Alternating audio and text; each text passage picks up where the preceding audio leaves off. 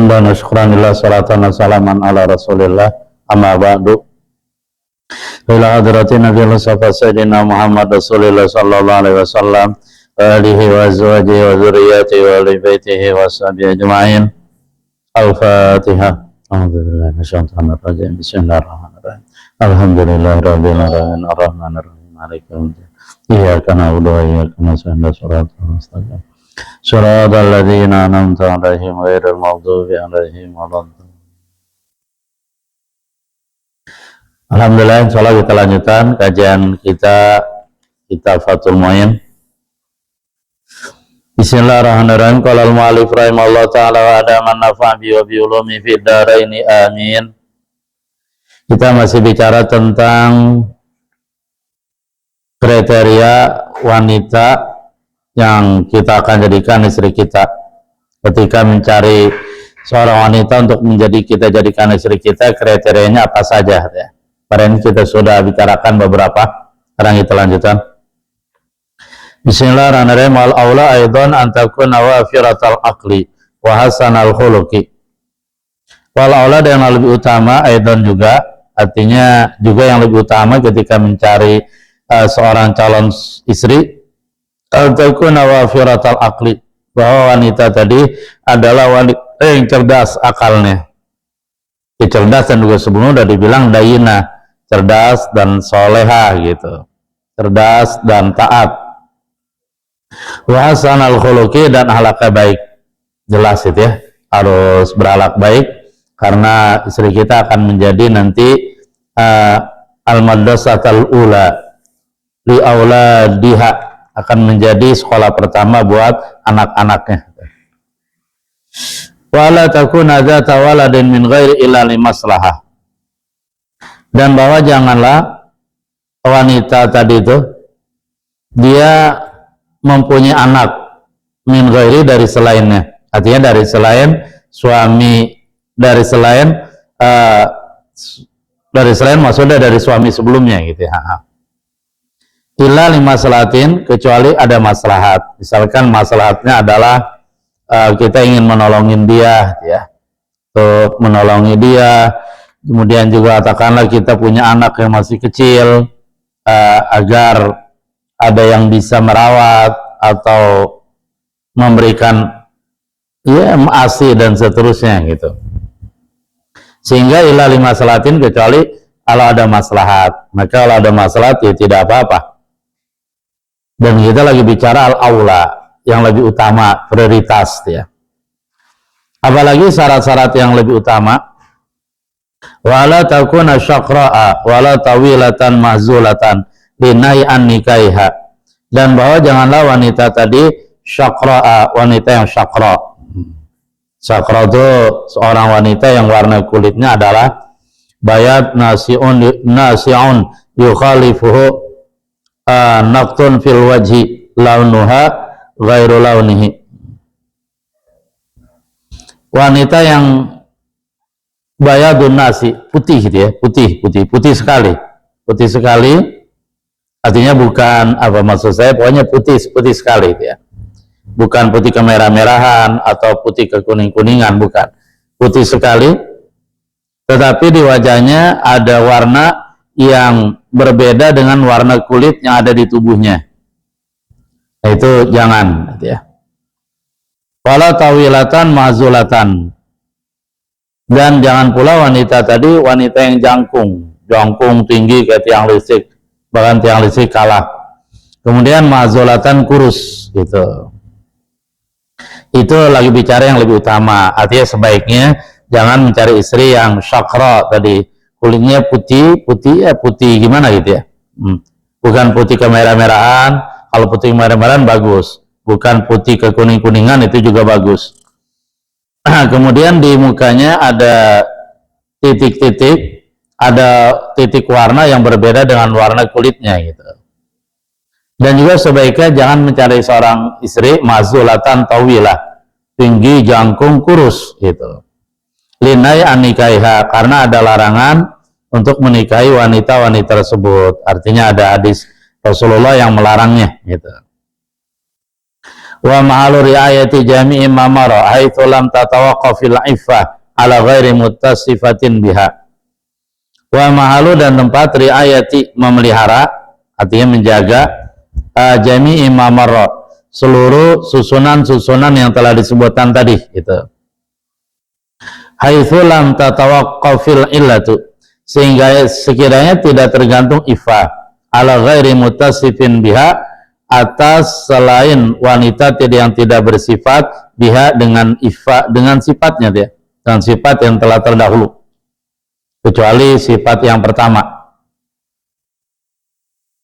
Ya, artinya adalah susunan tadi ketika tidak melihat sisi sifat iffah gitu, sehingga susunannya adalah kemarin kita baca sebelumnya, wa nasibatun dainatun, kita undur dulu ya, karena itu inti dia. Wa nasibatun wa jamilatun wa ba'idatun, wanita yang berketurunan baik, wanita yang cantik, ba'idah yang kerabat jauh, wa bikrun dan gadis, wa waludun dan subur peranakannya, wa wadudun dan sangat mencintai itu ya. Kemudian otaknya cerdas, lalu kemudian akhlaknya baik. Kemudian syarat-syarat selanjutnya, janganlah dia termasuk wanita yang memiliki anak dari suami sebelumnya, katakanlah. Nah, tertib tadi disesuaikan urutannya ketika kita tidak melihat sifat iffah gitu. Artinya tanpa melihat sifat iffah. Kalau melihat sifat iffah, maka sifat iffah itu artinya apa sih? Bukan IP, bukan. Nah, IP zaman dulu. Oh, IP itu ya. Menopo ime dan seterusnya. Iffah itu satu sifat yang ada pada seorang wanita yang dia mampu menjaga dirinya dari hal-hal yang subhat, dari hal-hal yang dosa, maksiat, sehingga sebenarnya tidak jauh antara iffah dan dayinah gitu ya. Walaupun iffah dia lebih spesifik ya, kalau dayinah dia lebih umum gitu. Ya, artinya kalau tanpa melihat sifat iffah, maka sifat-sifat dan kriteria yang telah tersebut urutannya memang seperti itu gitu. Makanya ada yang bilang antara sifat iffah dan sifat ketaatan ya dianggap sama gitu. Pokoknya urutan-urutan kriteria yang telah disebut di atas memang susunannya seperti itu prioritasnya. Ketika kita tidak melihat sifat iffah atau sifat dayinah, ketika kita melihat sifat dayinah pada diri seorang wanita, maka diutamakan sifat dayinah dan sifat iffah tadi. Katakanlah contoh gini, ada wanita cantik, cuma dia tidak taat pada Allah, tidak pada suami, dia tidak bertakwa pada Allah, dia senang melakukan dosa besar, dan dia juga terus-menerus melakukan dosa kecil. Artinya dia tidak wanita yang afifah, yang mampu menjaga diri, padahal dia cantik. Sementara satu sisi lagi, ada wanita yang dia tidak terlalu cantik, tetapi dia dayina, dia afifah. Nah, ketika itu kita pilih yang mana? Tentu yang kedua, yaitu walaupun dia tidak terlalu cantik, tapi afifah, dayina, gitu. Karena itu yang diutamakan. Wa illa faya aula. Wa illa, dan jika tidak, artinya jika tidak melihat sifat iffah tadi, faya wa illa, dan jika tidak melihat sifat iffah, artinya melihat kriteria-kriteria yang udah disebutin aja duluan tanpa melihat sifat iffah, faya aula, maka dia menjaga sifat iffah lebih utama gitu. Kita lanjut, alhamdulillah ya, selesai bicara tentang prioritas bagaimana cara memilih calon istri. Qala Syekhuna Al-Imam Zainuddin Al-Malibari berkata gini, qala Syekhuna, berkata guru kami Imam Ibnu Hajar fi Syarhil Minhaj, dalam Syarah Minhaj. Syarah Minhaj ya maksudnya syarah dari Minhajut Talibin. Minhajut Talibin disusun Al-Imam An-Nawawi. Walau ta'arada tilka sifatu falladhi yazaru anna yuqaddamu din mutlaqan, dan jika saling bertentangan tilka sifatu, sifat-sifat yang sudah disebutin tadi itu. Ya tadi ada wanita yang cantik tetapi dia kurang taat, ada wanita yang jelek tetapi dia taat, ada wanita yang kaya tetapi dia tidak taat, Ada wanita yang miskin tapi dia tidak taat, saling bertentangan. Falladhi yazharu, maka pendapat yang zahir, yang jelas, yang kuat, anna yuqaddamuddin mutlaqa, bahwasanya dalam hal ini didahulukan agama. Jadi cari istri yang taat sama Allah, bertakwa sama Allah, taat sama Rasul, taat sama suami, kemudian afifah, pandai menjaga diri dari dosa, meninggalkan maksiat. Nah itu tuh didahulukan mutlakkan secara mutlak. Arti secara mutlak atas sifat-sifat yang lain gitu. Pokoknya dimenangkan the number one, the top gitu ya. Yang puncaknya adalah ad-din. Sumal aqlu wa usul khuluqi. Nah, kemudian baru akal tuh. Dia cerdas. Artinya gini, ada dua orang wanita misalkan dia taat sama Allah, taat sama Rasul, taat sama suami, afifah dan seterusnya. Nah, dia alhamdulillah otaknya cerdas gitu ya. Tapi taat tadi tuh. Nah, satu wanita yang satu lagi adalah dia taat sama tata Allah Rasul, dia bertakwa, menjauhi dosa besar dan tidak selalu melakukan dosa kecil. Dia juga afifah, cuma dari segi logika dan intelektual dia kurang cerdas, artinya IQ-nya biasa. Nah itu yang didahulukan akal gitu, artinya yang didahulukan yang taat dan berakal gitu. Wa usul khuluqi, dan baiknya akhlak. Sumal wiladatu, kemudian al wiladah. Wiladah artinya subur ya. Karena salah satu tujuan seorang menikah berumah tangga biar mempunyai anak, turunan. Suman nasabu, kemudian dari segi nasab, keturunan, turunan baik-baik. Sumal bakaratu, kemudian bikir, perawan. Sumal jamal, kemudian baru kecantikan. Sumal maslahatu fi azharu biasa bijtihadi. Kemudian tinjauan yang atau kriteria yang al-maslahatu maslahat fi pada kriteria tadi, azharu itu lebih jelas, biasa bijtihadihi dengan perhitungan istihadnya. Intaha, selesai qaulu syekhina fi syaril minhaj. Ya kemarin kita udah bilang bikir, perawan itu lebih utama ya, lebih bagus dibandingkan janda. Tetapi ketika ada satu masalah yang ingin diraih, ada tinjauan suatu masalah, misalkan katakanlah si A dia ditinggal istrinya dan anaknya banyak, ada 3 masih kecil-kecil. Tuh anak perlu tarbiyah, perlu pendidikan, perlu ada yang melihara dan seterusnya. Nah dalam posisi ini seandainya dia menikah dengan bikir, yang namanya perawan kan belum pernah pengalaman dan seterusnya. Sementara dia melihat ada seorang janda, dan janda ini penuh kasih sayang, dan janda ini ya taat dan seterusnya, maka dinikahilah janda tadi buat ngurus anaknya. Itu masalah itu ya. Lanjut, wajazama fi syaril irsyad, dan guru kami Ilmu Hajar Al-Haytami memastikan dalam syara al-irsyad. Syara al-irsyad itu ya artinya syara yang dibuat untuk menjelaskan kitab al-irsyad. Kitab al-irsyad ini disusun oleh Al-Imam Ibnul Muqri, kemudian disyarah oleh Al-Imam Ibn Hajar Al-Haytami.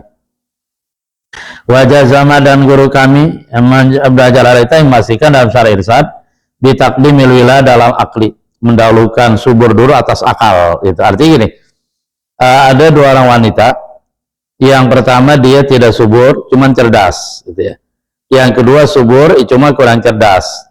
Dan dalam syara irsyad guru kami bilang yang mana yang dipilih, yang kedua gitu ya. Artinya dia katakanlah kurang cerdas tetapi dia subur gitu. Wa nudiba lil wali aradu mauliyatihi ala dzawi salah. Ini kalau zaman dulu tuh istilah dijodohin gitu ya. Sebenarnya dalam masalah tinjauan agama dan logika yang logika yang lurus, masalah jodoh-jodoh itu nggak masalah, bukan aib gitu ya. Bukan aib, bukan. Justru orang tua dulu, kalau sekarang nggak tahu ya. Kalau dulu tuh ketika dijodohin anak ya pasti dijodohin oleh orang-orang yang soleh, orang-orang yang benar, orang-orang yang akan membawa kebahagiaan bagi putrinya dunia akhirat. Sehingga kalau zaman dulu banyak tuh orang tua punya anak gadis nih, kemudian anak gadisnya ditawarin, dijodohin nama seorang laki-laki soleh agar laki-laki soleh mau menjadi suaminya. Zaman dulu itu biasa. Dan kalau anak sekarang nggak mau dijodoh-jodohin, betul lah betul. Apalagi sesudah ada sinetron Siti Nurbaya itu di M Damsik ya, atau Datu Maringgi. Kalau anak sekarang udah langsung nggak mau dijodohin. emang nggak bisa nyari. Sebenarnya nggak masalah kalau logika yang lurus gitu ya. Kita lanjut. Wa nudiba lil wali ardu mauliyati ala dzawi shalah, dan disunahkan bagi wali dari ya seorang wanita, seorang gadis, ardu mauliyati, menawarkan, artinya apa ya bahasa lain salah, menawarkan mauliyati, mauliyah di sini anak gadis yang berada dalam kewaliannya, ala dzawi shalah, kepada laki-laki yang memiliki kesolehan gitu. Dulu zaman Nabi ada contoh Sayyidina Umar, dan itu memang ada dalam Islam, menawarkan putrinya yaitu Hafsah, ditawarkan kepada Abu Bakar, kemudian ditawarkan juga kepada sahabat Utsman, yaitu Hafsah itu. Walaupun pada akhirnya nanti Hafsah pada akhirnya menjadi istri Rasulullah SAW, yang dimana Rasulullah menikahi Hafsah pada bulan Sya'ban, gitu. Antara bulan Sya'ban lagi Ramadan. Dan juga dicatat dalam fikih kewajiban puasa Ramadan itu turunnya tahun kedua Hijriah dan diturunkan di bulan Sya'ban. Jadi ada beberapa yang diturunkan bulan Sya'ban. Kemudian adalah satu lagi yang diturunkan bulan Sya'ban, yaitu perintah baca salawat kepada Nabi. Ayat innallaha wa malaikatahu yusholluna 'alan nabi ya ayyuhalladzina amanu shollu 'alaihi wa sallimu taslima, itu diturunkan pada bulan Sya'ban. Makanya banyak orang-orang yang soleh, para ulama menganjurkan kita di samping baca Al-Quran di bulan Ramadan juga memperbanyak baca salawat, karena waktunya dikit, waktunya dekat, maksudnya turun bulan Sya'ban ya langsung praktek Ramadan gitu. Mudah-mudahan Allah berikan kita mauna taufik sehingga bisa mengamalkannya, amin ya rabbal alamin. Kita lanjut. Wa isanu ayan wa binika as-sunnata wa sanadini, dan disunahkan bagi seorang laki-laki ketika dia mau menikah dengan seorang wanita, dia berniat apa? As-sunnata, melakukan sunnah Rasulullah, sunnatul anbiya wal mursalin, syiarul awliya is-salihin. Nikah adalah syiar para nabi dan rasul, sunnah para nabi dan rasul, dan syiarnya para wali-wali yang soleh ya. Artinya itu perjalanan yang Allah ridhoi, yang dicontohkan para nabi dan rasul. Wasana dini, dan menjaga agamanya gitu. Jadi niat nikah di sini pertama menjalankan sunnah Rasul, bahkan bukan sunnah Rasul Nabi, itu sunnatul anbiya wal mursalin wa syiarul awliya is-salihin. Kemudian wasana dini, menjaga agamanya, agar agamanya terjaga, terutama dalam hal-hal yang kaitan dengan libido, nafsu seksual. Kalau sudah menikah kan nanti ada penyaluran, jika diharapkan matanya tidak jelalatan lagi, kupingnya dan seterusnya. Walaupun zaman sekarang, masya Allah, subhanallah ya, tantangannya berat, karena di mana-mana orang wanita yang semuanya nggak banyak yang ngobrol aurat. Itu juga nggak tahu tujuannya ngobrol aurat apa sodakoh, tapi yang pasti tujuannya adalah pengen tampil menarik, cuman kebablasan gitu ya. Wa inam hisabu alaih qasada bi ta'atan min ifatin awaladin shalih. Wa inam hisabu alaih, hanya saja diberikan pahala alaih atasnya, atas seseorang yang dia ingin menikah. Dia dapat pahala in qasada bihi ta'atan, jika dia berniat dengan nikah tadi, dia niat ta'atan, melakukan ketaatan pada Allah. Jadi niat ibadah lah, nikah tujuannya niat ibadah, Allah kasih pahala gitu. Berarti kalau nikahnya satu, pahalanya satu dong, dua dong, itu perhitungan matematik gitu ya. Tapi itu nanti tergantung kepada, pertama secara syariat mampu nekat apa enggak, kedua tergantung kepada takdir Allah mendukung apa enggak. Kalau enggak mendukung, walaupun niatnya mau bikin pos 4 juga ya enggak juga ya. Artinya takdir Allah itu lebih menentukan. Nah, kita lanjut. Minal ifatin berupa ifah itu tadi bisa menjaga diri dari dosa, awaladin salihin, atau mendapat anak yang soleh. Artinya ketika seorang dia menikah, kemudian dia niat ibadah agar dirinya terpelihara dari dosa, kemudian juga niat biar dapat anak yang soleh, maka insya Allah nilai nikahnya ibadah dan dapat pahala. Mudah-mudahan Allah Subhanahu Wa Taala yang belum yang diberikan anak, Allah berikan anak, dan kita yang Allah telah berikan anak, mudah-mudahan anak kita Allah jadikan anak yang soleh dan soleha. Amin ya rabbal alamin. Wa yakun al-aqdu fil masjid. Nah sekarang masalah akad nikah sebaiknya di mana tuh? Di mana? Sebaiknya di rumah, di mana nih? Pendopo, di KUA atau di mana gitu.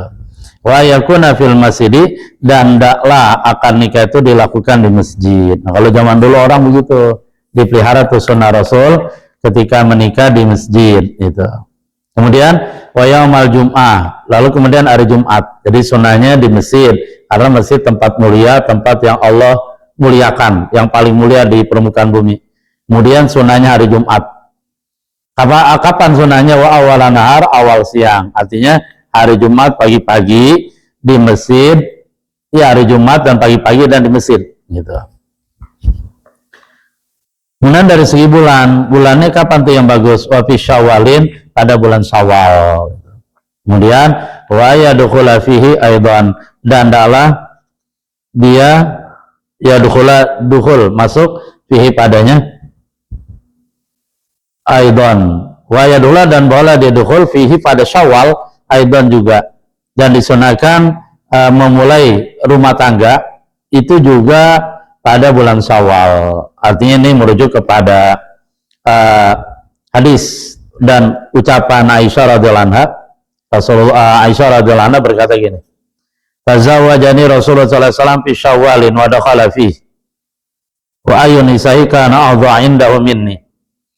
Jadi satu kebanggaan Aisyah, dia cerita Rasulullah sallallahu alaihi wasallam menikahku di bulan Syawal, dan perlu kita catat ya bahwa Rasulullah ketika menikahi Aisyah itu masih di Mekah, dan ketika umur Aisyah antara 6 atau 7 tahun. Artinya begitu menikah sudah halal, Rasulullah tidak langsung hidup serumah dengan Aisyah. Masih kecil sekali, antara umur 6 dan 7 tahun. Nah nanti kapan Rasulullah masuk kepada Aisyah, artinya hidup satu rumah, katakanlah itu ketika Aisyah umur 9 tahun dan itu sudah di Madinah gitu. Dan akad nikah Rasulullah dengan Aisyah itu dilakukan di bulan Syawal gitu. Juga masuknya Rasulullah kepada Aisyah artinya hidup serumah, walaupun ketika itu Aisyah sesudah umur 9 tahun, itu juga sama di bulan Syawal. Alhamdulillah selesai sudah beberapa kriteria mencari calon istri, kemudian arahan-arahan yang diarahkan dalam kitab ini ya. Insyaallah selanjutnya kita akan bicara tentang arkanuhu, rukun-rukun nikah. Ain nikahi khamsatun, yaitu 5. Itu yang bisa disampaikan. Pada akhirnya yang benar dari Allah Subhanahu wa taala, yang salah dari kebodohan saya sendiri. Mohon maaf atas segala kekurangan. Kita tutup dengan kepada majelis. Subhanallah bihamdi, subhanakallah bihamdika, asyhadu an la ilaha illa anta, astaghfiruka wa atubu ilaik. Walhamdulillahirabbil alamin. Ala famikum. Assalamualaikum warahmatullahi wabarakatuh.